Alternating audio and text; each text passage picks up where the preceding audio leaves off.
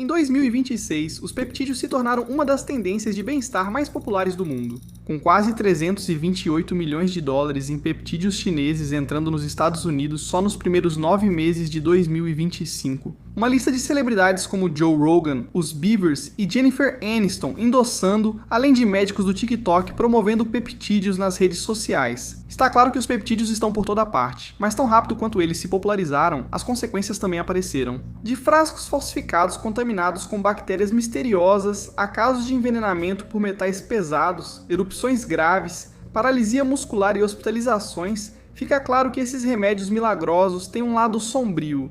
Como os peptídeos passaram de uma descoberta médica vital para uma das tendências de bem-estar mais duvidosas da década. E mais importante, como eles ficaram tão fora de controle? Primeiro, precisamos entender o que é um peptídeo. Peptídeos são cadeias curtas de aminoácidos que funcionam como mensageiros do corpo. Eles agem como chaves que abrem fechaduras celulares, instruindo as células a reduzir inflamação, aumentar colágeno, regular hormônios ou reparar tecidos. Fascinante, não? Mas como é que a gente descobriu que tudo isso existia em primeiro lugar? Bem, em 1901, um químico alemão chamado Emil Fischer e um francês chamado Ernest Fourneau descobriram que os aminoácidos são ligados entre si por algo chamado ligações peptídicas. Emil acabou sendo creditado por criar o termo peptídeo depois de sintetizar o primeiro de todos. Agora, ele ainda não inventou nenhuma tecnologia real de peptídeos, mas deu ao mundo científico uma nova estrutura para entender uma grande parte da biologia humana que ninguém sabia que existia antes. 20 anos depois, cientistas usariam essa mesma estrutura para um dos maiores avanços médicos da história. Em 1921, o Dr. Frederick Banting e o estudante de medicina Charles Best buscavam um tratamento para o diabetes. Na época, ser diagnosticado com diabetes era basicamente uma sentença de morte. O único tratamento era uma dieta extrema de inanição, que deixava os pacientes escolhendo entre morrer de diabetes ou morrer de desnutrição severa. Isso parece um verdadeiro inferno, mas felizmente, depois de uma pesquisa exaustiva, a dupla conseguiu isolar uma secreção antidiabética do pâncreas de cães. E essa secreção acabou sendo um peptídeo, que hoje conhecemos como insulina. E ela se tornou o primeiro peptídeo já isolado e utilizado na medicina. 2 anos depois, já era produzida em massa no mundo todo, ainda que lentamente, transformando o diabetes de doença fatal em condição controlável. Desde então, as pesquisas em tecnologia de peptídeos se fortaleceram. Em 1953, o bioquímico Vincent Devigneux sintetizou com sucesso a ocitocina, outro peptídeo, em laboratório, provando que peptídeos sintéticos podiam reproduzir fielmente a atividade biológica no corpo humano. Então, uma década depois, o químico R.B. Merrifield inventou a síntese de peptídeos em fase sólida, ou SPPS, um método de síntese química que tornou a criação de peptídeos muito mais rápida, eficiente e reprodutível, transformando a produção de peptídeos de um experimento lento e artesanal para uma operação escalável que poderia eventualmente ser automatizada. Com todos esses avanços, os peptídeos passaram a ter os mais diversos usos clínicos. E durante anos 80, pesquisadores descobriram um peptídeo em particular que mais tarde mudaria o mundo inteiro. GLP-1, um hormônio natural do intestino que estimula a secreção de insulina e retarda o esvaziamento do seu estômago. O GLP-1 natural se degrada em poucos minutos no corpo, por isso cientistas passaram o restante do século XX tentando descobrir como estabilizá-lo. E eles finalmente tiveram sucesso em 2005 quando a FDA aprovou a ezenatida, o primeiro medicamento oficial de GLP-1 do mundo, derivado de um peptídeo encontrado, acredite se quiser, no veneno de um monstro de Gila. Mas embora a ezenatida tenha sido um marco, ninguém fora da medicina realmente se importou. A ciência dos peptídeos ainda era uma área de nicho nos bastidores. Até que um GLP-1 específico apareceu e mudou tudo. Em 2021, a FDA aprovou a semaglutida, um GLP-1 como tratamento para a perda de peso, que a Novo Nordisk rapidamente começou a vender sob o nome comercial Wegovy. Quase imediatamente, o Wegovy e marcas como Ozempic se tornaram um dos medicamentos mais comentados do mundo, por um motivo simples: realmente funcionavam. As pessoas estavam perdendo muitos quilos sem precisar fazer dietas restritivas ou ir à academia todos os dias. Apesar dos resultados evidentes, o sucesso desses remédios teve impacto maior que apenas diminuir medidas. Isso tornou comum a autoaplicação de injeções. Antes de 2021, a maioria das pessoas só faria isso se fosse indispensável. O desejo de emagrecer era tão grande que milhões superaram o desconforto. De repente, injeções semanais diante do espelho viraram rotina como tomar uma vitamina.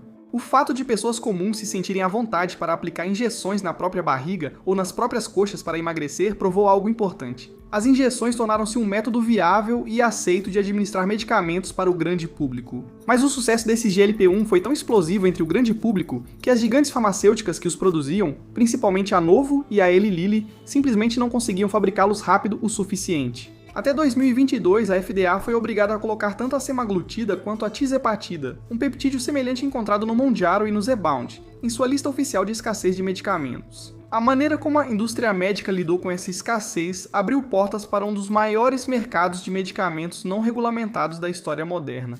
Segundo a lei federal, quando um medicamento aprovado pela FDA está em falta, uma brecha legal permite sua manipulação. Farmácias de manipulação, um tipo especial de farmácia que produz medicamentos sob medida para atender às necessidades específicas de um paciente, podem intervir e fabricar cópias do medicamento para suprir a demanda dos pacientes. Essa brecha foi criada para ajudar pacientes sem acesso a medicamentos durante problemas temporários de abastecimento, mas neste caso teve um impacto ainda maior. De repente, surgiu um mercado secundário com grandes plataformas de telemedicina como Hims e Ro, comprando medicamentos de GLP-1 manipulados legalmente e vendendo-os direto aos consumidores online. Uma jogada que funcionou tão bem que ambas puderam pagar comerciais no Super Bowl para promover seus produtos. Enquanto o movimento dos GLP-1 ajudava milhões, restava apenas uma questão: o custo. Os GLP-1 de marca passam de $1.000 por mês do próprio bolso, e as versões manipuladas costumavam custar de 400 a 500. Para muita gente, esse preço era alto demais, mas um certo grupo de pessoas dispostas a correr riscos, meio delirantes, decidiu tomar as rédeas da situação. Ao ignorar completamente o sistema médico americano, eles buscaram peptídeos do mercado paralelo por uma fração do custo.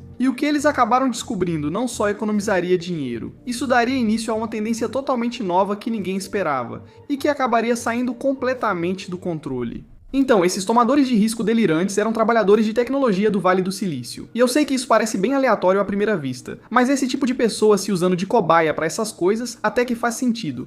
Não falamos de marombeiros na academia, nem de quem quer perder barriga para o verão.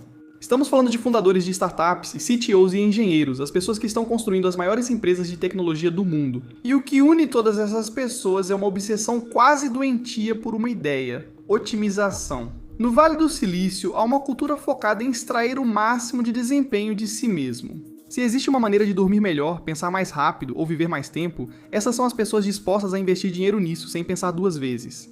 Quando viram os peptídeos importados, não os consideraram drogas assustadoras e sem regulamentação, mas sim o atalho definitivo. Eles já tinham visto o GLP-1 transformarem completamente o corpo das pessoas. Então, o próximo pensamento natural foi: bom, o que mais essas coisas podem fazer? Ao testar esses peptídeos, eles descobriram basicamente tudo. Eles juravam que os peptídeos podiam curar lesões antigas, aumentar a massa muscular, dar mais energia, melhorar o foco e até aumentar o desejo sexual. Para quem já trata o próprio corpo como um projeto de software, tudo isso era irresistível. Quando alguns começaram, isso se espalhou rapidamente pelo mundo da tecnologia. Nessas empresas, o uso de peptídeos vinha do topo para baixo.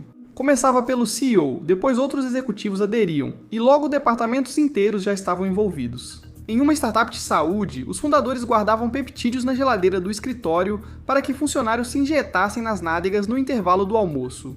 Além dos escritórios, São Francisco também sediou festas de peptídeos, com DJs, projeções de diagramas químicos nas paredes e workshops para ensinar os participantes a misturar e injetar peptídeos sozinhos. Mas havia um porém com todas essas festas e geladeiras de escritório. Experimentar desse jeito, nesse nível, ficava muito caro, muito rápido.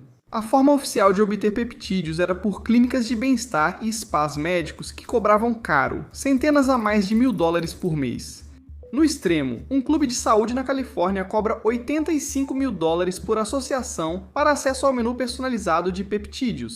Esse grupo, especializado em encontrar e corrigir ineficiências, viu esses preços e pensou que havia solução melhor. De fato, havia, bastava passar pela China. A maioria dos peptídeos brutos do mundo é produzida na China, e trabalhadores de tecnologia perceberam que podiam encomendar diretamente dessas fábricas, evitando o sistema americano e economizando muito.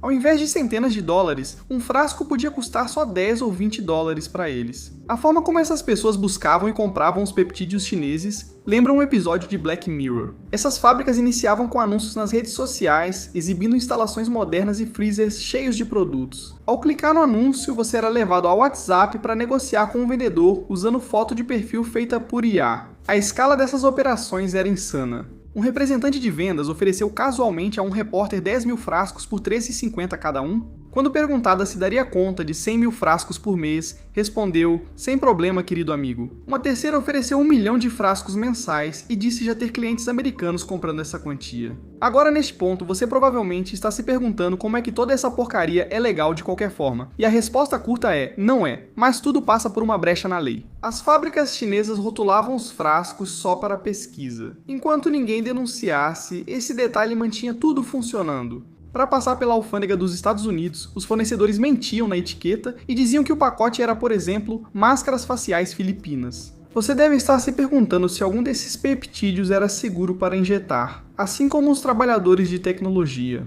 Porque os compradores sabiam que a cadeia de suprimentos era duvidosa. Uma indústria de testes independentes surgiu, com pessoas enviando frascos baratos a laboratórios para garantir que não estavam se envenenando. Muitos quase fizeram isso. Em média, quase um terço dos peptídeos chineses testados por esses laboratórios voltavam rotulados de forma errada, mal dosados ou contaminados. Alguns frascos rotulados como certo medicamento tinham outro ou nenhum peptídeo real. Alguns estavam contaminados com bactérias ou metais pesados como chumbo, e outros preenchidos com açúcar barato. É um pesadelo para quem é diabético. Ouvir tudo isso levanta uma pergunta óbvia. Se está claro que dá para ganhar uma fortuna com peptídeos, por que uma empresa farmacêutica americana não entra no mercado para produzi-los corretamente e, mais importante, de forma segura? Bem, isso se resume a duas coisas: patentes e dinheiro. Muitos desses peptídeos populares já existem naturalmente no corpo humano. Segundo a lei dos Estados Unidos, não é possível patentear algo criado pela natureza. Então, se uma empresa farmacêutica, por exemplo, gastasse $500 milhão colocando um desses peptídeos em testes adequados, no momento em que fosse aprovado, todo concorrente poderia, hipoteticamente, vender exatamente a mesma coisa. Então, se não há monopólio, não há retorno financeiro nem motivo para se dar ao trabalho. Além disso, a FDA aprova medicamentos para doenças específicas e combater o envelhecimento ou se sentir mais disposto não é uma doença sobre a qual se possa fazer um estudo clínico claro. Na verdade, a grande indústria farmacêutica não odeia a ciência dos peptídeos, apenas os que não geram lucro. Quando conseguem patentear um e direcioná-lo para uma doença real, apostam tudo, como ocorreu com o GLP-1. Mas para cada Ozempic, havia dezenas de outros peptídeos que o sistema médico dos Estados Unidos ignorava. E essa decisão deixou uma porta enorme e escancarada de oportunidade aberta. Some a isso o fato de os GLP-1 já terem acostumado o país todo a se aplicar injeções em casa, criando o cenário ideal para milhões de americanos testarem se os peptídeos importados poderiam ajudá-los. Em 2024, os peptídeos já tinham saído completamente da bolha do Vale do Silício e começaram a chegar nas mãos dos americanos comuns. E sinceramente não dá para culpá-las por ficarem curiosas. As pessoas ouviam sobre benefícios como emagrecer, curar lesões, ganhar massa muscular, dormir melhor, ter mais foco, pele bonita e aumento da libido, e queriam experimentar. Dois peptídeos que realmente chamaram a atenção do público em geral foram o GHK-Cu, um peptídeo à base de cobre que prometia regenerar a pele, aumentar o colágeno e eliminar rugas. O TB500, proibido em corridas de cavalos, tornou-se a principal opção para tratar lesões e inflamações. Mas o rei do boom dos peptídeos foi o BPC-157, um peptídeo reparador derivado de uma proteína encontrada no ácido estomacal humano. Usuários diziam que ele reparava lesões nos tendões em poucos dias, resolvia problemas intestinais e, junto com outras injeções, te tornava quase um super-herói. Agora, é claro, nada disso tinha aprovação da FDA. Então, como diabos as pessoas comuns conseguiam esses produtos? Eles usaram a brecha de apenas para fins de pesquisa que mencionei antes. Os vendedores notaram que ao incluir um aviso no frasco e a frase "não é para consumo humano", podiam vender esses produtos químicos legalmente para qualquer pessoa com cartão de crédito. De repente, não era mais necessário ser um CEO do Vale do Silício com um fornecedor chinês no WhatsApp. Você podia simplesmente entrar no Google, digitar BPC 157 à venda e receber um frasco na sua porta em poucos dias. E a adoção generalizada desses peptídeos só ficou mais rápida com o endosso de celebridades. Brian Austin Green revelou que injetava peptídeos 3 vezes toda manhã durante o Dancing with the Stars, dizendo que isso o fazia se sentir anos mais jovem. Gwyneth Paltrow, Jennifer Aniston, os Biebers e Joe Rogan também passaram a promovê-los abertamente. Joe afirmou que uma rotina de peptídeos curou sua tendinite no cotovelo em 2 semanas. E não eram apenas celebridades promovendo isso. Um ecossistema inteiro de influenciadores, podcasters e médicos celebridades entrou na onda, compartilhando seus próprios regimes pessoais e incentivando. A ideia dos peptide stacks é basicamente injetar vários peptídeos de uma vez para potencializar os benefícios. Andrew Huberman, Peter Attia, Gary Brecka e Ryan Humston se tornaram grandes vozes nesse meio, convencendo milhões de pessoas de que os peptídeos eram a próxima novidade no mundo do bem-estar. Mas o desdobramento mais estranho de todo esse hype foi, e eu peço desculpas até por dizer essa palavra, a tendência do Lux Maxing.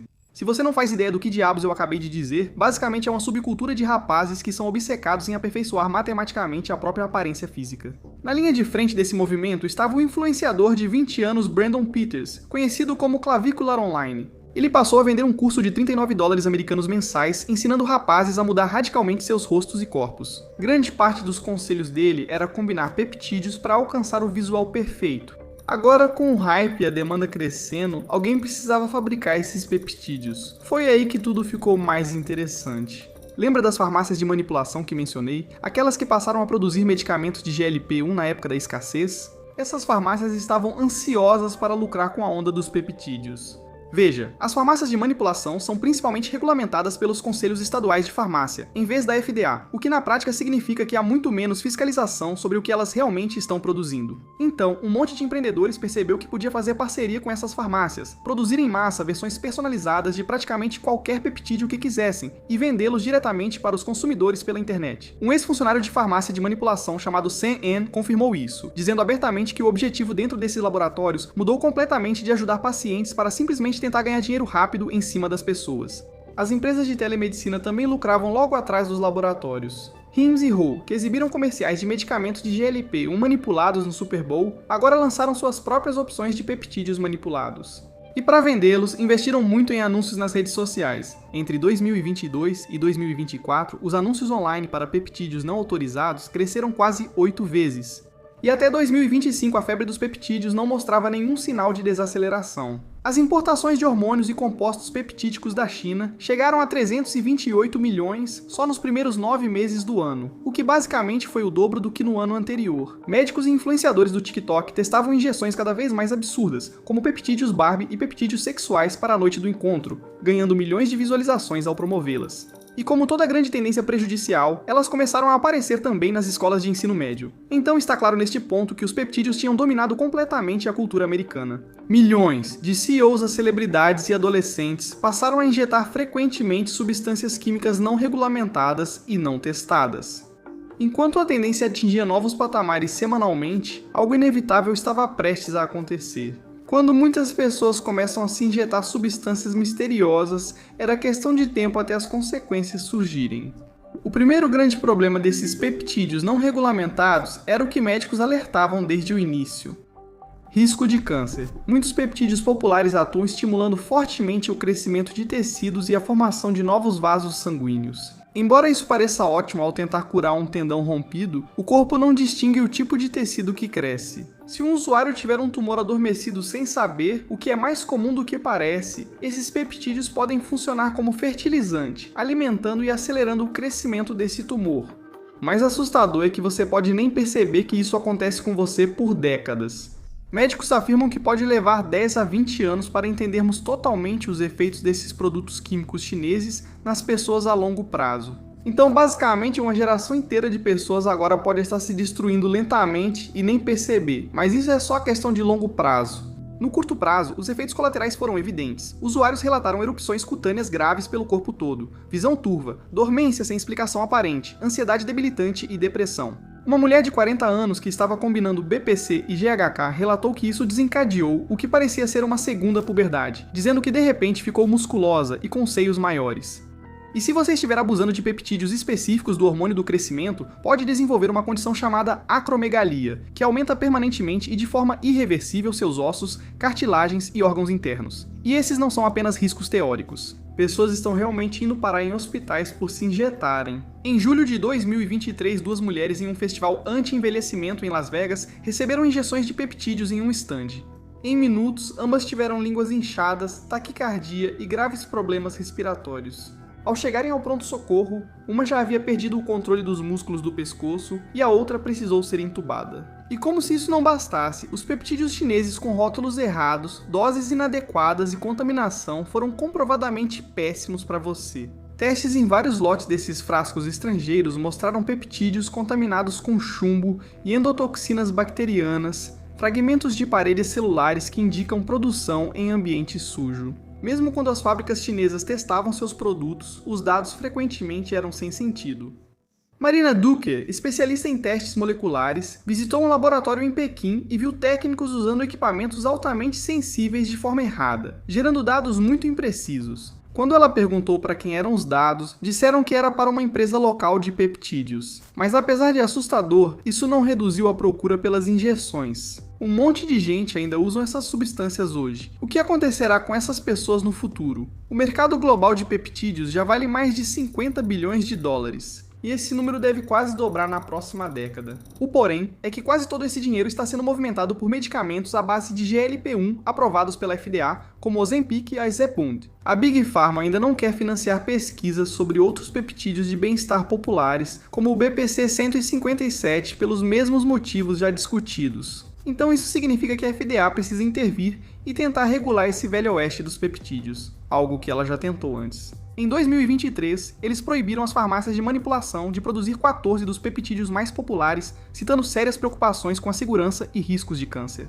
E eles também foram atrás de alguns dos principais distribuidores que promoviam essas substâncias, reprimindo operações e aplicando multas para todo lado. Como já sabem, essa proibição não impediu que peptídeos não regulamentados chegassem ao mercado. Mas agora, a FDA pode estar recuando totalmente em relação à proibição inicial. RFK Jr., secretário de Saúde e Serviços Humanos, tem afirmado que a FDA está sendo agressiva demais ao proibir peptídeos. Ele mesmo já usou esses produtos para curar lesões e basicamente disse que a repressão da FDA aos peptídeos precisa acabar agora. Surpreendentemente, eles podem ouvir e permitir que farmácias de manipulação voltem a produzir esses peptídeos legalmente. Mas independentemente do futuro da indústria, é evidente que os peptídeos impactaram milhões de pessoas. Mesmo que possam te fazer passar pela puberdade novamente, o uso de peptídeos não mostra sinais de desaceleração. Para assistir a outro vídeo sobre uma droga absurda, clique aqui para ouvir a história do Galaxy Gas, a marca viral de óxido nitroso que causou muitas mortes.